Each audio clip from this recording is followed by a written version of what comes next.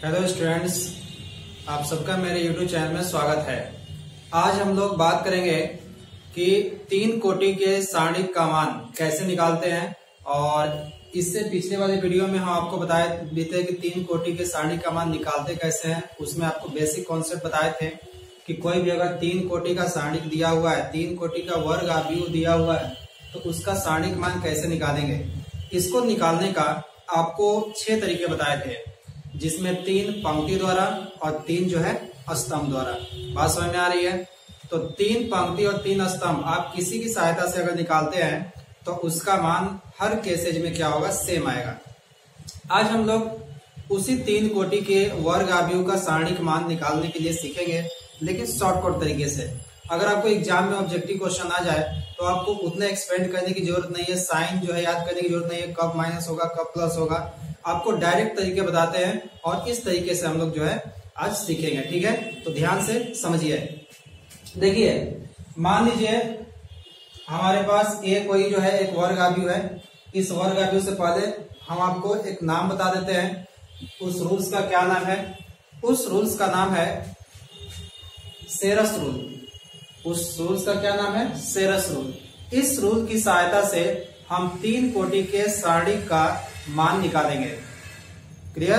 तो चलिए हम लोग स्टार्ट करते हैं। ध्यान समझिए, यदि ए एक वर्ग आव्यूह है, कितने कोटि की? 3 कोटि का वर्ग आव्यूह है। देखिए 3 बाई 3 कोटि का वर्ग आव्यूह है, जिसका अवयव A11, A12, A13। उसके बाद क्या है? A21, A22, उसके बाद A23, उसके बाद क्या है? A31, A32, A33। ये दिया हुआ है। तो जब भी आपको सेरस रूल से या सेरस डायग्राम से आपको जो इसका मान निकालना होगा, तो सबसे पहले हम इसको सजाते हैं। तो देखिए, ए मैट्रिक्स हो गया, तो अगर इसका मान निकालेंगे तो डिटर्मिनेंट ऑफ ए, ध्यान से समझिए, डिटर्मिनेंट ऑफ ए, इसको कैसे सजाएंगे? इसको सजाने का तरीका होता है कि सबसे पहले हम क्या करते हैं कि जो भी हमको इस वर्ग आव्यूह का अवयव दिया है, उस वर्ग आव्यूह के अवयव को पहले हम लिख लेते हैं। तो कैसे लिखेंगे? देखिए ध्यान समझिए। तो यहाँ पे लिखेंगे, यहाँ पे A11, उसके बाद अगला वाला अवयव क्या है? A12, उसके बाद क्या है? A13, उसके बाद क्या है? A21, उसके बाद A22, उसके बाद क्या है? A23। समझ में आ रही है बात?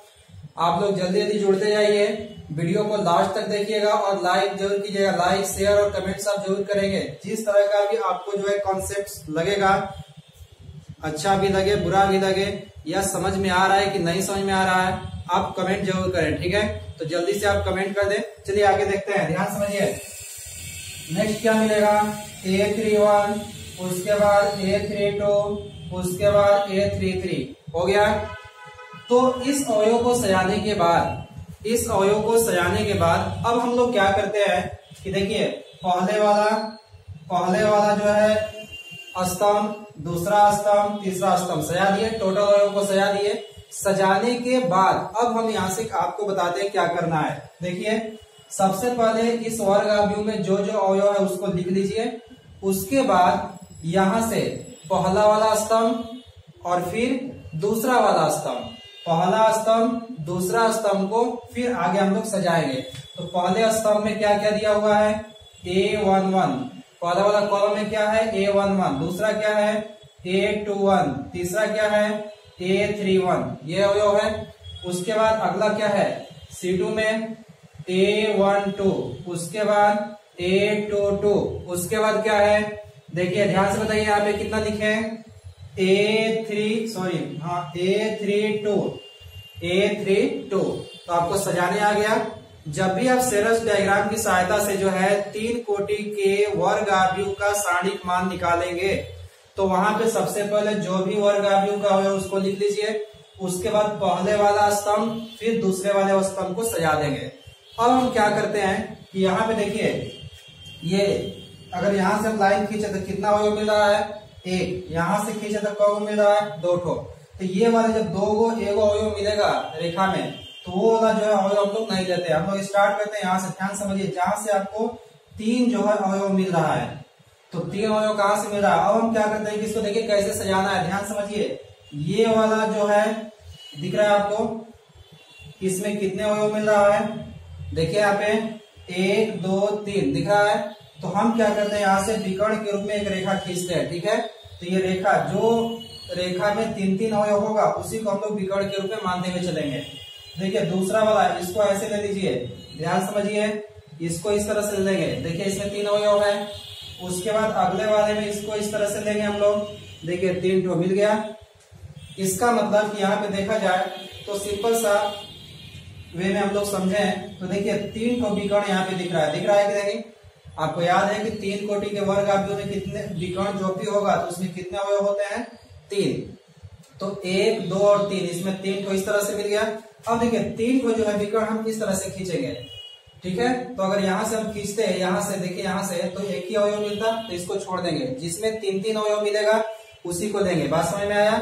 तो देखिए यहाँ पे हो गया 1, इसको छोड़ देंगे। यहाँ पे देंगे तो 2 अवयव मिलेगा, इसको भी छोड़ देंगे। यहाँ से देंगे 3 अवयव मिलेगा, दिख रहा है आपको, ये 3 अवयव है। तो एक ये विकर्ण ले देंगे, एक ये वाला ले देंगे, देखिए यहाँ पे ध्यान से, इसको ले देंगे। उसके बाद नेक्स्ट वाला ये ले लेंगे, लास्ट वाला हो गया आपका। तो इस तरह से पहले हम लोग इसको जो है लिख लेंगे। समझ में आई बात। अब यहाँ से हम क्या करेंगे, अब सुनिए ध्यान से, इसका सारणिक मान निकालने के लिए डिटर्मिनेंट ऑफ ए, देखिए यहाँ पे डिटर्मिनेंट ऑफ ए निकालने के लिए क्या करते हैं कि ये जो नीचे वाला एरो आपको दिख रहा है, जो नीचे वाला एरो दिख रहा है, इसमें जो अवयव आया है उन सभी अवयव का, ऐसे भी आप समझ सकते हैं कि ये मुख्य विकर्ण जैसा दिख रहा है कि नहीं। तो हम आपको समझाने के लिए इसको मुख्य विकर्ण ही बोल देते हैं। देखिए तो मुख्य विकर्ण में जो अवयव आएगा उसका गुणा करके ऐड कर दीजिए, उसका गुणा करके जोड़ दीजिए एक साइड में। फिर जो शेष वाला विकर्ण है उसके अवयव को आपस में गुणा करके जोड़ लीजिए, उसको एक तरफ लिख दीजिए। और फिर मुख्य विकर्ण वाले में से उस शेष वाले विकर्ण का रिजल्ट क्या कर देंगे, माइनस कर देंगे। बात समझ में आया, बात समझ में आ रहा है तो बोलिए हाँ, ठीक है। आगे बढ़ते हैं, ध्यान समझिए।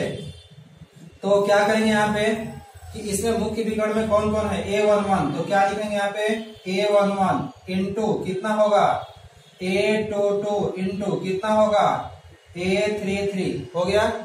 उसके बाद प्लस देंगे।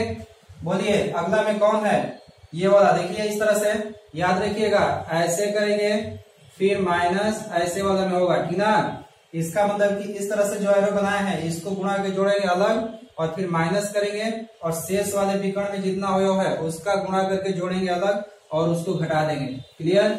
तो देखिए यहाँ पे A11 A22 A33 हो गया।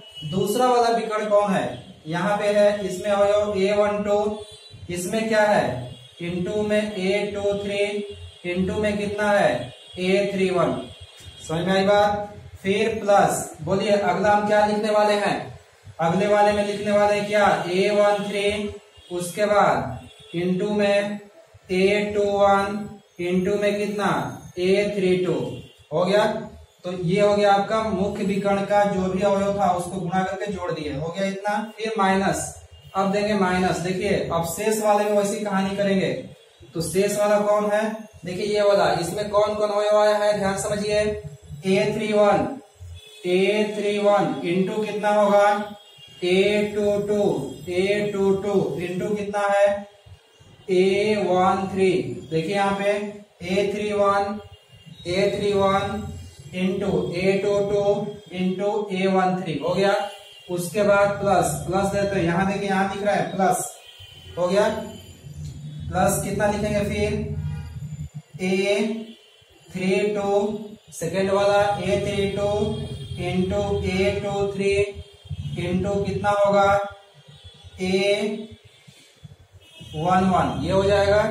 फिर प्लस, उसके बाद क्या होगा लास्ट में, देखिए लास्ट वाला शेष विकर्ण लास्ट वाला देखिए A33 इंटू कितना होगा A21 हो जाएगा, सही है। नेक्स्ट लास्ट में क्या लिखे इंटू में A12, ये हो जाएगा। तो ये जो रिजल्ट आएगा यही जो है पूरे सारणी का क्या देगा, मान देगा। आई बात समझ में। इसका मतलब जब भी सेरस रूल से हम लोगों को जो बनाना होगा तो क्या करेंगे कि सबसे पहले उस वर्ग आव्यूह के अवयव को लिख लेंगे, फिर पहला वाला स्तंभ, फिर दूसरा स्तंभ लिख लेंगे, फिर हम लोग इस तरह से लाइन खींच लेंगे, ठीक ना।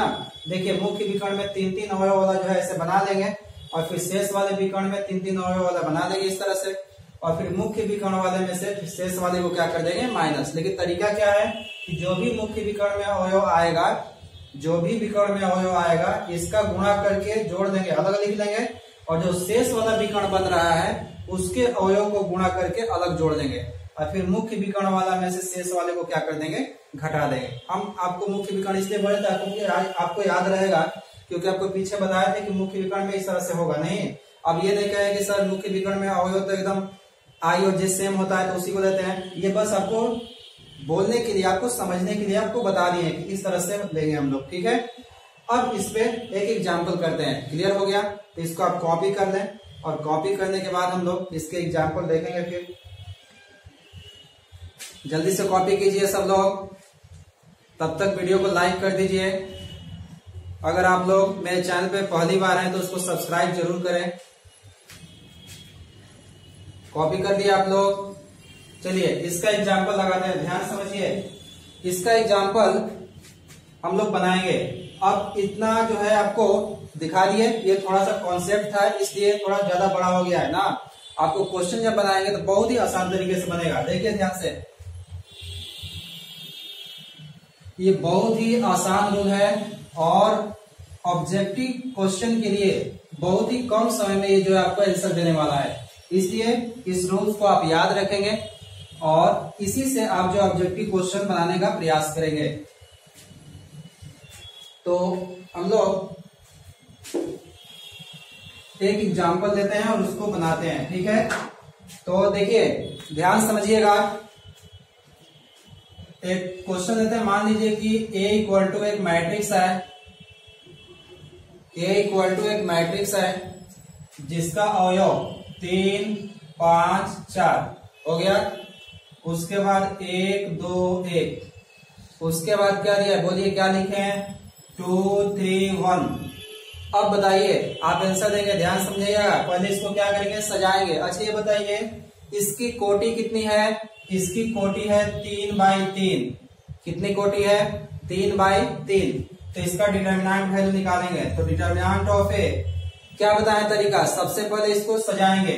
सजाएंगे किस तरह से, देखिए 3, 1, 2, 5, 2, 3, 4, 1, 1, यही होगा। अब इसके बाद हम क्या बोले हैं, पहले वाला स्तंभ फिर दूसरा स्तंभ लिखेंगे। तो पहले स्तंभ का अवयव क्या है, देखिए यहाँ पे पहला वाला स्तंभ का है 3, 1, 2, ये है। दूसरा वाला स्तंभ क्या है, 5, 2, 3, हो गया। इसके बाद अब हम क्या करेंगे कि यहां से अब हम लोग को जो है इस तरह से लाइन ले लेना है। दिख रहा है आपको, हम आपको बना देते हैं, लेकिन आपको बनाना कोई जरूरी नहीं है। देखिए ये वाला हो गया, एक ये वाला हो गया, यही होगा। अच्छा अगला जल्दी से आंसर दीजिए, कौन सा होगा। इधर से अगर हम शेष विकर्ण खींचेंगे तो शेष विकर्ण में कौन कौन आएगा, पहली बार आंसर दीजिए, टाइप कीजिए, कौन कौन आएगा। दिख रहा है आपको 2, 2, 4 आएगा, आएगा इसमें। अच्छा ये बोलिए अगला वाले में कौन कौन आएगा अवयव, जल्दी बोलिए, जल्दी टाइप कीजिए। 3, 1, 3 ये आएगा। उसके बाद नेक्स्ट वाले में आएगा 1, 1, 5 यही आएगा। अब सीधे सीधे डिटर्मिनेंट ऑफ ए निकालते हैं, नहीं तो डिटर्मिनेंट ऑफ ए कितना होगा, देखिए इसको गुणा कीजिए, 3 गुना के 6 और 6 बन जाए, यानी 6 बन जाए, 6 हो जाएगा। तो यहाँ पे हो जाएगा 6, फिर प्लस बोलिए 5 एकम 5 और 5 गुना के 10 ये हो जाएगा। सीधे गुणा करके लिखते हैं एक ही बार ना, आप टाइम वेस्ट नहीं करेंगे। बोलिए 4 एकम 4, 4 किया 12, वेरी गुड। अच्छा आगे आंसर दीजिए आप, बोलिए शेष वाला 2 गुना के 4, 4 चौके 16। अगला बोलिए 3 एकम 3 और 3 में 3 का करेंगे तो 9, फिर प्लस 1 का 1 में करेंगे 1 और 1 5 5 हो जाएगा। बोलिए इसका वैल्यू कितना होगा, जल्दी से बोलिए। तो 10, 12, 10 कितना 22, 22 अच्छा 28 माइनस होगा। बोलिए 16 9 कितना होता है, अरे 16 10 26, होगा 26 में 1 घटा दीजिए, कितना आ गया 25, 25 और 5 30, यानी कितना आ जाएगा -2। आई बात समझ में? आसान है, समझ में आया आपको? अब देखिए, अगर आपको एग्जाम में क्वेश्चन आ जाए ऑब्जेक्टिव, तो आप इतना उतारेंगे नहीं, इतना आप उतारेंगे टाइम ज्यादा लगेगा, ठीक है? आप क्या दिमाग लगाएंगे, ध्यान समझिए। अगर हम यहाँ पे एक दूसरा क्वेश्चन लेते हैं, देखिए यहाँ पे एक दूसरा क्वेश्चन लेते हैं और बनाने की प्रयास करते हैं। देखिए, तो यहाँ पे मान लीजिए हमारे पास एक बी मैट्रिक्स है। कौन सा मैट्रिक्स है? बी। तो अगर बी मैट्रिक्स है, इसका अवयव मान लीजिए दिया है कि 3 5 4 1 2 1। तैयार रहिए, एक्टिव रहिए। मात्र जो है आपको 30 सेकंड के अंदर जो है इसका रिजल्ट मिलेगा। मात्र 30 सेकंड के अंदर आप इसका जो है आंसर दे सकते हैं। तो आप ध्यान से कॉन्सेंट्रेशन के साथ सुनिए और मेरे साथ थोड़ा फास्ट कीजिए, ठीक है? तो चलिए स्टार्ट कीजिए जल्दी से। 3 5 4 1 2 1 और 2 1 7, ये हो गया। इस तरह से दिया हुआ है। तो अगर इसका वैल्यू हमको निकालना है, तो बताइए इसका वैल्यू निकालने के लिए हम क्या करेंगे? हमको अलग से अरेंज करने की जरूरत नहीं है। हम इसी में क्या करेंगे कि यहाँ पे पहला कॉलम यहीं पे लिख देंगे, क्योंकि हमको तो ऑब्जेक्टिव क्वेश्चन में तो दिखाना ही होता है, हमको आंसर से मतलब है। तो 3 1 2 यहीं लिख दीजिए और 5 2 1 यहाँ लिख दीजिए। हो गया ना? अब सीधा जल्दी से गुणा कीजिए, डिटर्मिनेंट ऑफ बी। बोलिए, ये वाला को होगा तो 3 गुना जल्दी बोलो, 3 गुना 6 और 6 7 42 होगा। फिर प्लस, बोलिए 5 एकम, ये वाला होगा तो 5 एकम 5 और 5 गुना के 10। बात समझ में आया? फिर बोलिए प्लस कितना, 4 एकम 4 और 1 4 हो जाएगा। माइनस यहाँ पे कितना करेंगे? अब देखिए शेष वाले में ये मिलेगा ना, शेष वाले में ये नहीं मिलेगा, तो ये कितना हो जाएगा? 2 गुना के 4 चौके 16। उसके बाद प्लस 1 का करेंगे 1 में, 1 एकम 1 और 1 तिहाई 3। फिर प्लस कितना हो जाएगा? 7 एकम 7 और 7 पचे 35, ये हो जाएगा। अब जल्दी से इसको क्या कर देंगे? हल कर देंगे। बोलिए जल्दी से, रिजल्ट कितना आएगा? 42 और 10 कितना होगा? 42 10, जल्दी बोलो, टाइप करो। 42 10 कितना? 52। Very good. 52 और 4 कितना? 52 4 कितना होगा? 56। माइनस होगा, बोलिए इसको जोड़ दीजिए, 5 और 3 8, 8 और 6 कितना? 14 के 4 और 3 और 1 4 और 1 कितना? 5, 54 हो गया। तो 56 में से 54 घटेगा कितना? 2। आई बात समझ में? अब तो आप कर लेंगे, है बहुत आसान, ठीक है? तो इस तरह से आप प्रैक्टिस करेंगे क्वेश्चन का। ऑब्जेक्टिव क्वेश्चन करना है तो आपको इतने उतारने की जरूरत नहीं है, आप डायरेक्ट वहीं से देख करके कर लीजिए। मुख्य विकर्ण का अवयव को गुणा अलग कर देंगे, शेष वाले के विकर्ण का अवयव का गुणा अलग कर देंगे, और मुख्य विकर्ण वाले में से शेष वाले को क्या कर देंगे? माइनस कर देंगे। बात समझ में यार? तो बस आज इतना ही। हम लोग फिर नेक्स्ट वीडियो में डिटर्मिनेंट की प्रॉपर्टी पढ़ेंगे, यानी properties of determinant. Thank you.